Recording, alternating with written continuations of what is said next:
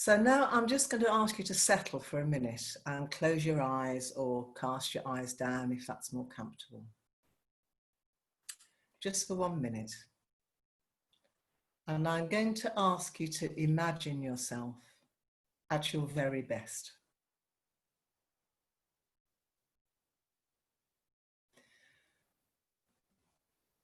And now I want you to bring someone to mind who needs your support.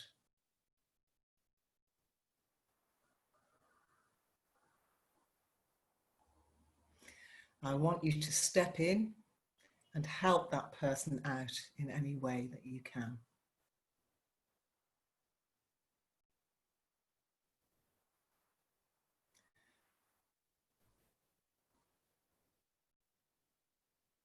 Whilst you're doing this, you never feel tired. You always have energy. It bubbles out of you. It's overflowing.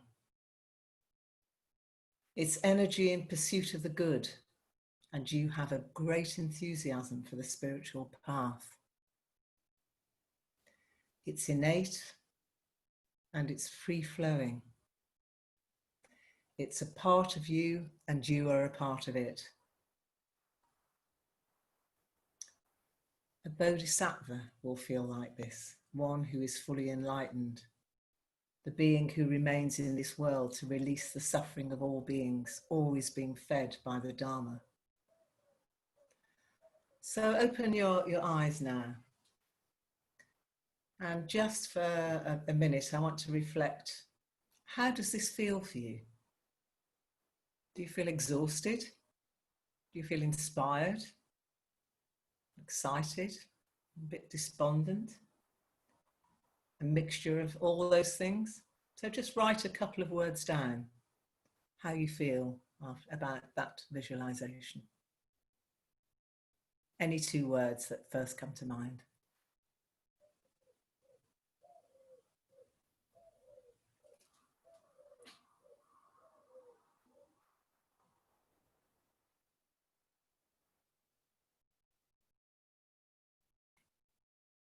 Okay. So this is Virya Paramitar, the perfection of energy. And it may have been mentioned already, but a paramitar means to cross over to the other shore, a reaching beyond a limitation, crossing over the seas of suffering towards nirvana. And the Sanskrit word virya comes from vira, a word from an ancient Indo-Iranian language that means hero. In Sanskrit, virya came to refer to the power of a great warrior to overcome his enemies. And the English word virile evolved from virya. So I think you get the picture. What else can virya mean to you? Just write down 1 word, another alternative word to energy that comes to mind when you think of virya.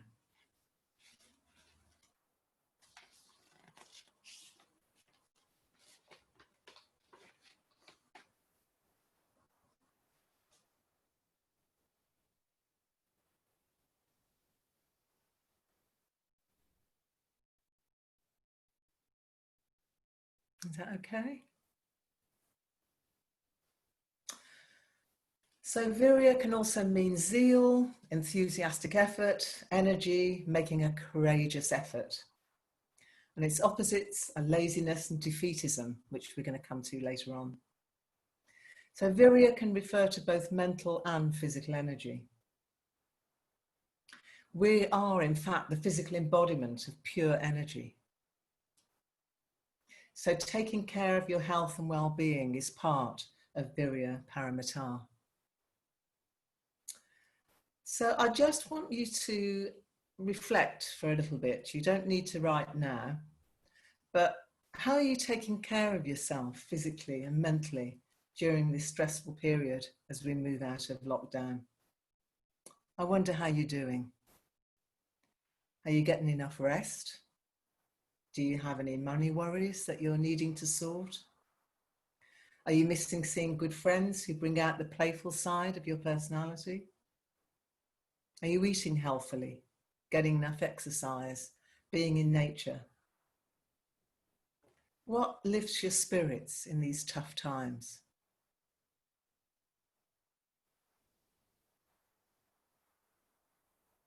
So to look after others, we first have to make sure we're not neglecting our own needs. I've had some pretty tense experiences during lockdown, and I recently finished an intensive online mindfulness-based stress reduction course held over a month from London Buddhist Centre, and I can recommend it. The most helpful session for me was on what inspires, nourishes, and sustains you when you feel weary and exhausted. So I'd like you to bear that in mind for discussing later on. What inspires, nourishes, and sustains you? For me, that sentence really galvanized me. And for many of us, sustaining mental energy of Vigour can be the biggest challenge. The busyness we can experience in everyday life can pull us in all directions.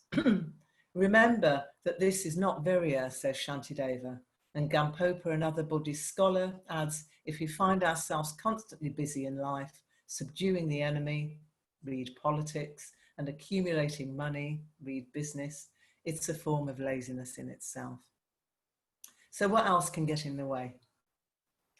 Laziness and attachment to what is unskillful can. So Shantideva identifies laziness arising from idleness, indulgence in sensual pleasures, sleeping too much, lounging around, and from being apathetic about the suffering of samsara, the cyclical rounds of existence.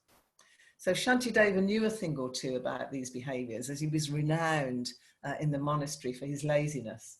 And his fellow monks nicknamed him as one who spends all his time eating, sleeping and defecating. So he'd probably have been quite a big fan of Netflix, I think, really. Until, when challenged about his laziness, much to the other monks' surprise, he suddenly came out with this absolute blockbuster teaching on the path to the awakening. So in it, Shantideva asks us, when death is sizing us up at every turn, why do we distract ourselves with food, sleep and sex? Hey, you, expecting results without effort. So delicate, so sensitive. Caught in the clutches of death and acting as though you're going to live forever. Why are you creating such future suffering for yourselves? Why are you destroying yourselves? Now that you've got onto the ferry of human life, cross over the mighty river of suffering. You idiot! Don't go to sleep. You'll have to wait a long time to catch this ferry again. So I bet he shook the complacency of quite a few minds with these uncompromising and timely reminders. What else can get in the way? Feeling discouraged and suffering from low self-esteem can also get in the way of developing virya, says Shantideva. So he recommends practicing the Dharma. Don't be defeatist. Even gnats and mosquitoes in their past lives can reach awakening in this life by making the effort. So why shouldn't you, a human being who can already tell the difference between skillful and unskillful behaviours, why shouldn't you also reach awakening? Oh, we might hold back because we're too fearful, he adds, thinking, this is going to cost me too much. An arm or a leg. I'm going to have to make too many sacrifices, too many stressful changes, and I still might not get there. Shantideva advises, it'll be like having a tooth out, a modest suffering now to get rid of a greater suffering later on. He adds, sometimes the doctor's cure hurts, but the best doctor of all, for the greatest illness, prescribes the Bodhisattva training. So Shantideva suggests that we start gradually with small acts of generosity. And later, we might reach the point where we would happily give away our own flesh, he says, slightly tongue-in-cheek, I hope. With insight, this becomes easier, he says. We don't suffer from giving up unskillful ways or by becoming wise. So why would any intelligent person feel discouraged after boarding the vehicle of the bodhicitta, which dispels all weariness and sadness? Virya begets virya. Okay, so Banti offers his own more contemporary interpretation on what can affect Virya. He says we can block it out, our energy can easily drain away, or it can be too coarse.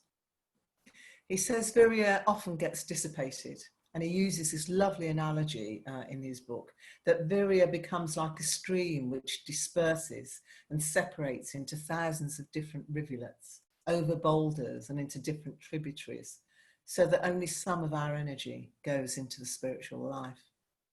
Other parts of our energy go in other directions, and we get pulled between these conflicting currents. We allow Virya to drop into a stagnant pool, and it struggles to compete with all the other rushing, mundane streams of life. So emotional energy might not be available to us because we can suppress such powerful feelings. We might feel frustrated by life.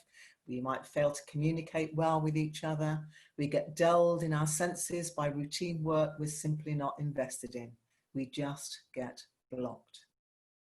Or our energy can get wasted. It simply leaks away. And negative emotional states, Banti says, can be the biggest drain of all time. Criticizing others, fault-finding, grumbling, despondent thinking, gossiping are all verbal expressions of these negative emotions. And a lot of energy can go to waste through verbal negative talk.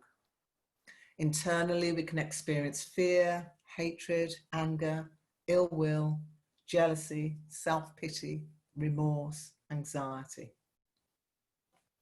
So in the last 24 hours, can you remember how much time you spent feeling fear, impatience, restlessness, ill will, or anxiety?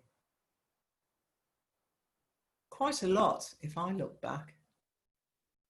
If so, Banti says, it's been a waste of your emotional energy. Finally, our ordinary human energy might be too coarse. It might need us to be more discerning in our life. It needs some refinement to be developed through meditation, through faith and devotion, through ritual, by taking an interest in the fine arts, in music and in poetry.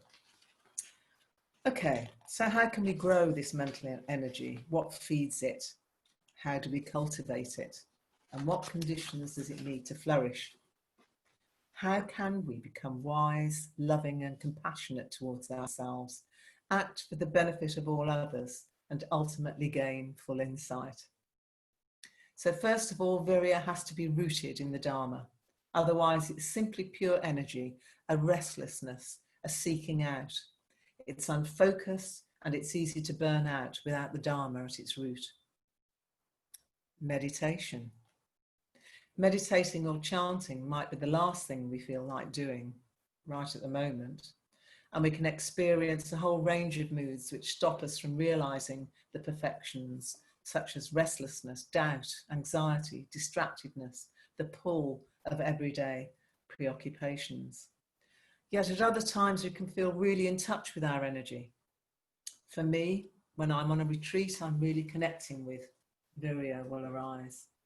I'm remembering now being on retreat with Ratnavandana in 2018 on the Brahma Viharas, listening to her daily talks, which was so inspiring, practicing meditation in the shrine room with others, having discussions in the retreat study groups with spiritual friends, taking part in the pujas on the 5 Buddhas, solitary walks in the countryside around Taraloka, all brought about a heightened sense of virya, of purpose, love and compassion for me. So chanting the precepts daily and holding a regular meditation practice can connect you with an energy which inspires you. It can be joyous and it can give you much pleasure. So let's see what Shantideva has to say about promoting virya. He suggests cultivating skillful desire, developing self-confidence, feeling joy, and letting go, as these all serve the needs of living beings. The heart of a person who does good, he says, brims over with joy. The skillful one dwells in the heart of an expansive, fragrant, cool lotus, their vitality and splendor nourished by the sweet voice of the Buddha. Regarding self-confidence, he suggests that we think carefully about the implications of any task, any responsibility or practice we're planning to take on, and then either commit to it firmly or not take it on at all. Not starting is better than turning back. Otherwise, the habit of giving up becomes established and can continue even into the next life, causing much suffering and failure.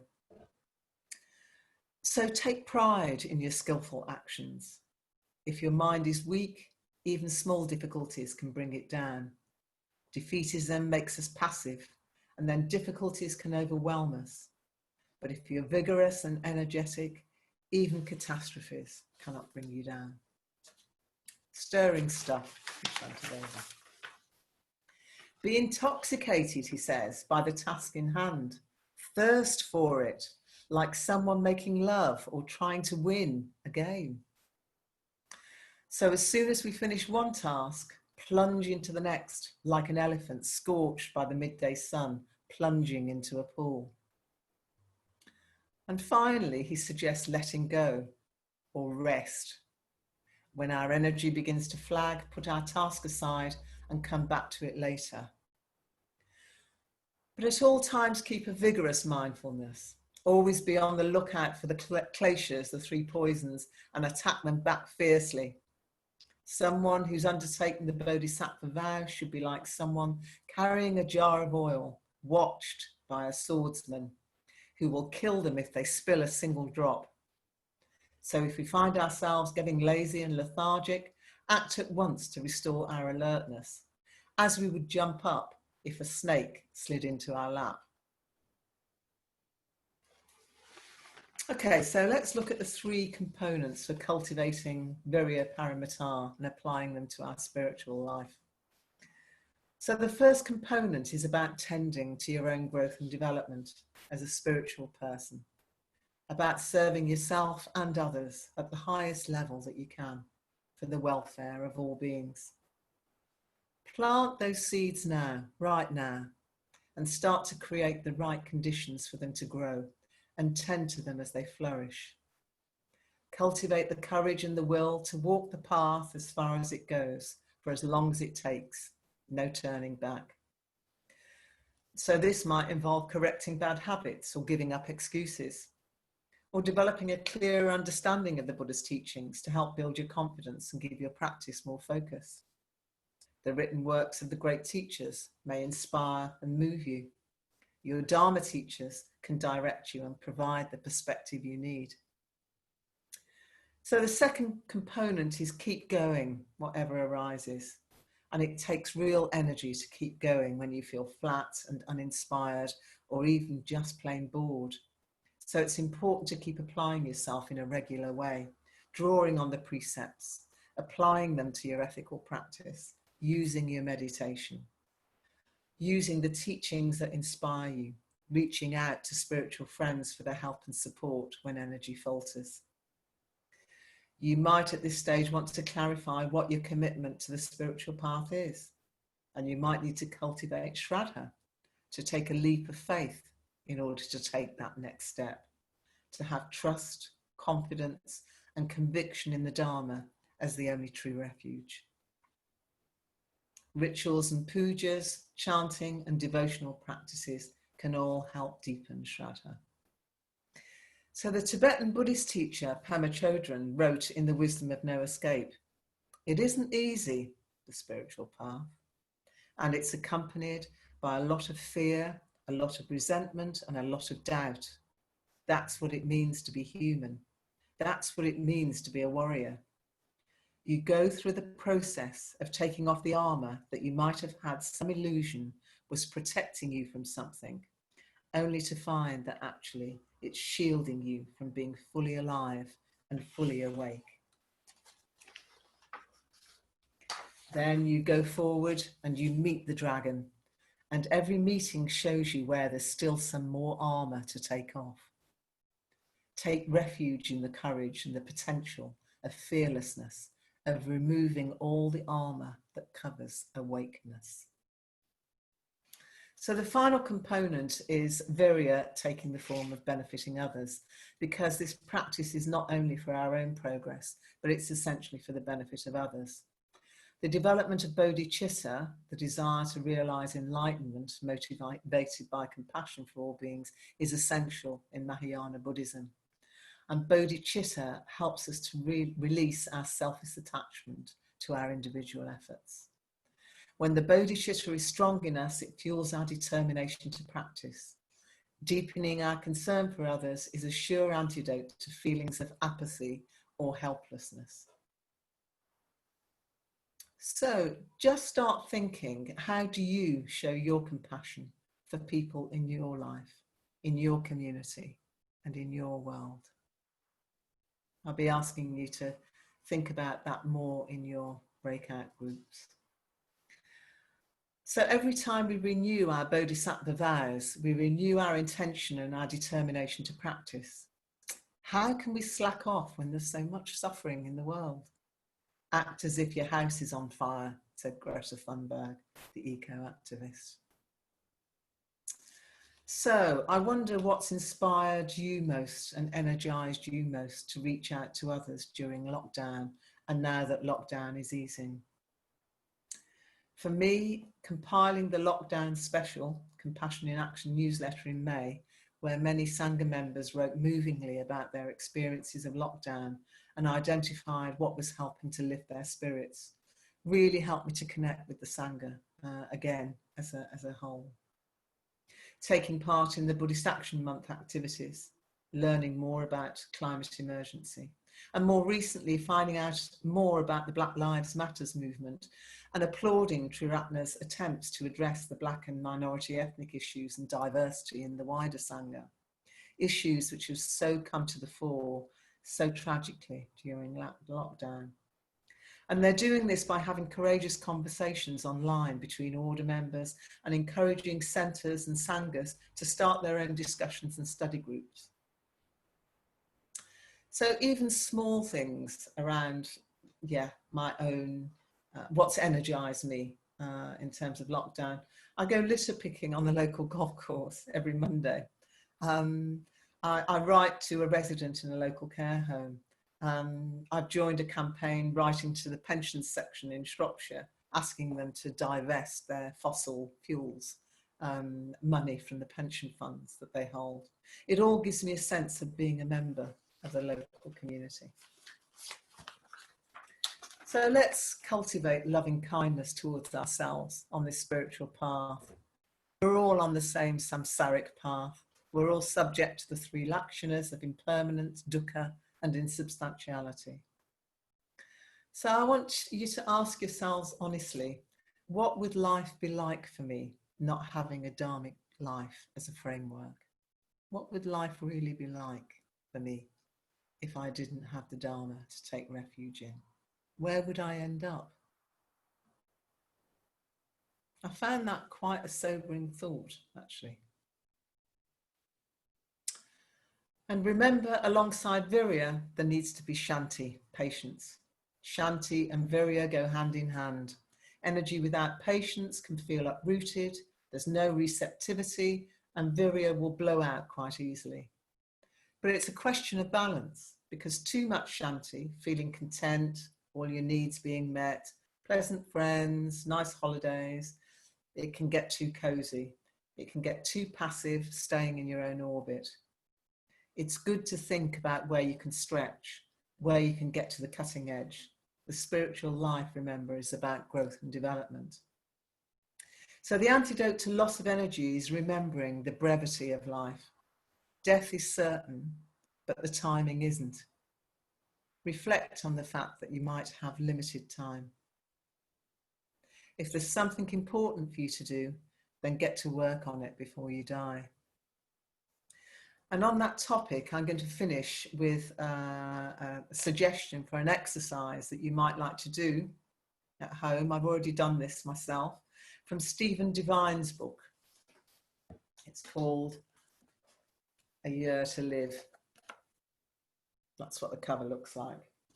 He took on a project deciding to live for a year as if it was going to be his last one. and he wrote about it. Okay, so I'm quoting from a chapter called A Good Day to Die. There's a Native American saying, "Today is a good day to die, for all the things of my life are present."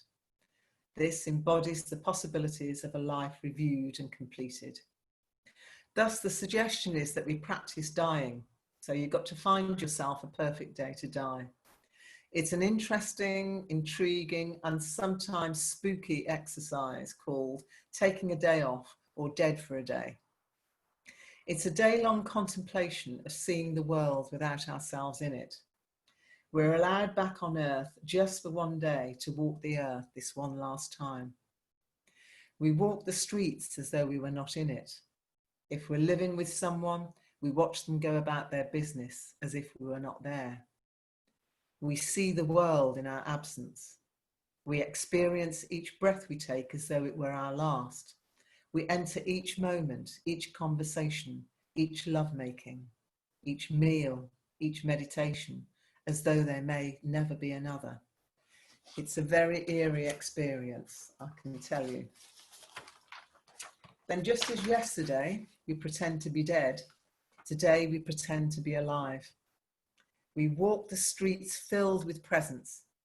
We watch with gratitude at our rapid recovery. We cut out death, not needing to die in order to take our next incarnation. We take birth now, in the middle of the street, in the midst of a life redoubled by a new birth. And that energy that you suddenly feel, that's Virya.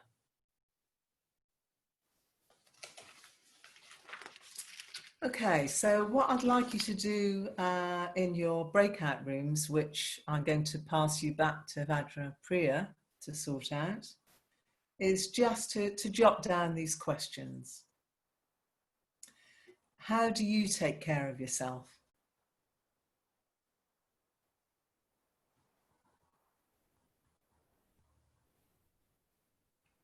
What has helped during lockdown to lift your spirits?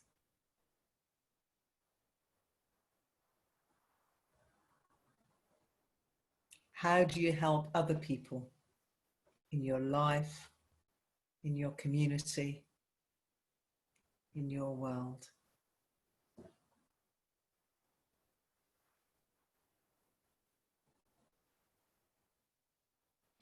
What do you feel passionate about?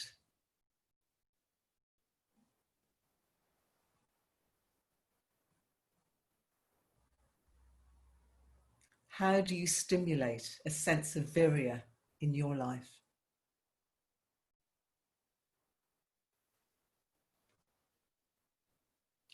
What do you do which fills you with energy for the 3 jewels?